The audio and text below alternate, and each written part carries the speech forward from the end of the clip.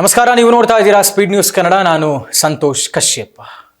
BJP ಮತ್ತು ಜೆಡಿಎಸ್ನ NDA ಅಭ್ಯರ್ಥಿಯಾಗಿ ರಾಜ್ಯಸಭೆಗೆ ಈ ಬಾರಿ ಅಭ್ಯರ್ಥಿಯಾಗಿ ಆಯ್ಕೆಯಾಗಿರುವಂತಹ ಪ್ರೊಫೆಸರ್ ಎಂ ನಾಗರಾಜ್ ಅವರು ಯಾರು ಅನ್ನುವಂತಹ ವಿಚಾರವನ್ನು ನಿಮ್ಮ ಮುಂದೆ ಈ ವಿಡಿಯೋದಲ್ಲಿ ಮಾತಾಡ್ತಾ ಹೋಗ್ತೇನೆ. ಎಸ್, ಈ ಬಾರಿ ಜೂನ್ 21ಕ್ಕೆ ರಾಜ್ಯಸಭೆಯ ಚುನಾವಣೆ ಆಗುತ್ತಾ ಇದೆ. ಬಹಳಷ್ಟು ವಿಶ್ವಾಸ ಇತ್ತು ಈ ಬಾರಿಯೂ ಕೂಡ ಈ ಹಿಂದಿನಂತೆ ಮತ್ತೊಮ್ಮೆ JDSನ ರಾಜಕೀಯ ಮುತ್ಸದ್ದಿ ಮಾಜಿ ಪ್ರಧಾನಮಂತ್ರಿಗಳಾದಂತಹ HD ದೇವೇಗೌಡರೇ ರಾಜ್ಯಸಭೆಯನ್ನು ಪ್ರವೇಶಿಸಬಹುದು ಅನ್ನುವಂಥ ಲೆಕ್ಕಾಚಾರಗಳು ಎಲ್ಲವೂ ಕೂಡ JDSನವರಿಗಿತ್ತು.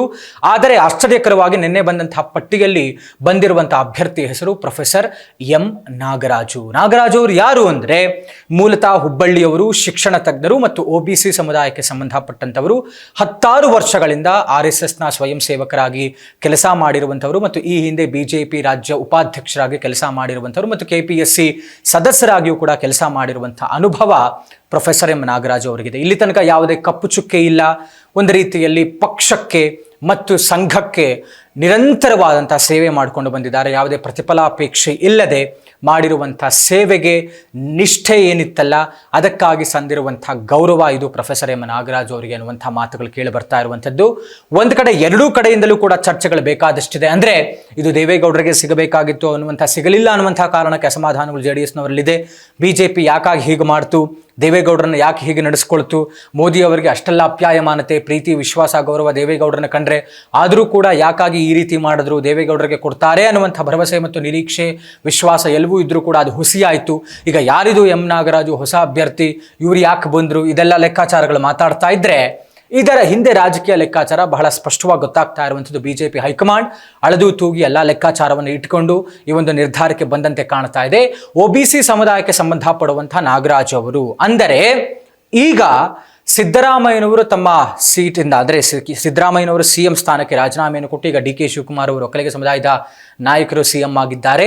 ಸಿದ್ದರಾಮಯ್ಯನವರು ಖುದ್ದು OBC ಸಮುದಾಯಕ್ಕೆ ಸಂಬಂಧಪಟ್ಟಂಥವರು ಮತ್ತು ಅವರ ಭದ್ರಕೋಟೆ ಮತ ಬ್ಯಾಂಕ್, ಅವರ ಒಂದು ವಿಚಾರ ಯಾವಾಗೂ ಇದ್ದಂಥದ್ದು ಅಹಿಂದ, ಅಲ್ಪಸಂಖ್ಯಾತರು, ಹಿಂದುಳಿದವರು ಮತ್ತು ದಲಿತ ವರ್ಗದವರು ಅಂತ.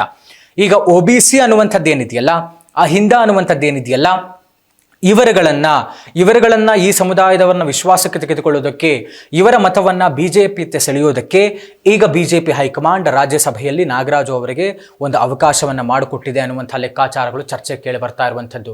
ಎಸ್, ಅಂದರೆ ನಾಗರಾಜು ಅವರ ಮುಖಾಂತರ ಅಂದರೆ ನಿಮ್ಮ ಸಮುದಾಯಕ್ಕೂ ಕೂಡ ನಾವು ಒಂದು ಅವಕಾಶವನ್ನು ಮಾಡಿಕೊಟ್ಟಿದ್ದೇವೆ, ನೀವು ಕೂಡ ನಮಗೆ ಬಹಳ ಮುಖ್ಯ, ನಿಮ್ಮನ್ನು ಕೂಡ ನಾವು ವಿಶ್ವಾಸಕ್ಕೆ ತೆಗೆದುಕೊಳ್ತೇವೆ ಅನ್ನುವಂಥ ಒಂದು ಸಂದೇಶವನ್ನು ಕೊಡೋದಕ್ಕೋಸ್ಕರ ನಾಗರಾಜು ಅವರನ್ನ ರಾಜ್ಯಸಭಾ ಸದಸ್ಯರಾಗಿ ಅಭ್ಯರ್ಥಿಯಾಗಿ ಈ ಬಾರಿ NDA ಮೈತ್ರಿಕೂಟದಿಂದ ಕೊಟ್ಟಿರುವಂಥದ್ದು. ಒಂದೇ ಸ್ಥಾನ, 3 ಕಾಂಗ್ರೆಸ್, 1 BJP ಮತ್ತು JDSಗೆ, ಅದರಲ್ಲಿ ಒಂದರ ಪೈಕಿ ನಾಗರಾಜು ಅವರಿಗೆ ಸಿಕ್ಕಿದೆ. ಅಂದರೆ ಸಿದ್ದರಾಮಯ್ಯನವರು ಇಳಿದಂಥ ನಂತರದಲ್ಲಿ ಏನಿ ಬೇಸರ, ಗೊಂದಲ ಅನ್ನುವಂಥದ್ದು ಈ ಸಮುದಾಯದಲ್ಲಿ ಮೂಡಿದೆಯಲ್ವಾ, ಅಂದರೆ ನಮಗೆ ಅನ್ಯಾಯ ಆಯಿತು ಅಂತ. ಆ ಅನ್ಯಾಯ ಆಗಿದೆ ಕಾಂಗ್ರೆಸ್ನ ಕಡೆಯಿಂದ.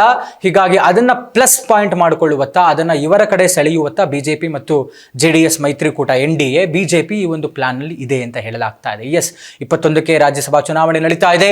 ಇವರ ಅವಿರೋಧವಾಗಿ ಆಯ್ಕೆ ಆಗ್ತಾರೆ, ಸಂಖ್ಯಾಬಲ ಅಷ್ಟಿದೆ. ಹೀಗಾಗಿ ಮತ್ತು JDSನಲ್ಲಿ ಅಷ್ಟು ಸಂಖ್ಯಾಬಲ ಎಲ್ಲ ಮುನ್ನಡೆಸ್ಕೊಂಡು ಹೋಗುವಷ್ಟು ಮತ್ತು ದೇವೇಗೌಡರ ಕಾಲ ಮುಗಿತಾ ಇದೆ. 93 ವರ್ಷ ದೇವೇಗೌಡರಿಗೆ, ಅವರಿಗೆ ಅನಾರೋಗ್ಯ, ವಯೋಸಹಜವಾದಂಥ ಅನಾರೋಗ್ಯ, ಅವರಿಗೆ ಓಡಾಡೋದಕ್ಕಾಗೋದಿಲ್ಲ, ಅವರನ್ನು ವಿಶ್ರಾಂತಿ ಜೀವನದಲ್ಲಿ ಇಡಲೇಬೇಕಾಗತ್ತೆ. ಇಷ್ಟಾದರೂ ಕೂಡ ಅವರನ್ನು ನಡೆಸ್ಕೊಳ್ಳೋದು, ಓಡಾಡಿಸೋದು, ಸುಸ್ತುಪಡಿಸೋದು, ಅನಾರೋಗ್ಯ ಇದೆಲ್ಲವೂ ಕೂಡ ದೂರ ಇಡೋಣ ಮತ್ತು ಸಲಹೆ ಸೂಚನೆಗಳನ್ನು ದೇವೇಗೌಡರಿಂದ ಹಿರಿಯರು ಹೀಗಾಗಿ ತೆಗೆದುಕೊಳ್ಳಲೇಬೇಕಾಗತ್ತೆ. JDS ಒಟ್ಟಿಗೆ ಇರೋದ್ರಿಂದ ತೆಗೆದುಕೊಳ್ತಾರೆ. ಬಟ್ JDSನಿಂದ ದೇವೇಗೌಡರ ಅವಕಾಶ ಸಿಕ್ಕಿಲ್ಲ.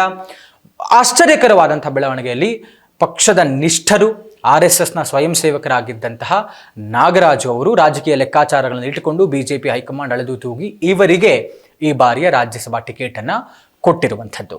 ಇದಾಗಿತ್ತು ಇವತ್ತಿನ ವಿಶೇಷ. ನೋಡ್ತಾ ಇರಿ ಸ್ಪೀಡ್ ನ್ಯೂಸ್ ಕನ್ನಡ, ಸುದ್ದಿ ನಿಮ್ಮದು, ವೇಗ ನಮ್ಮದು.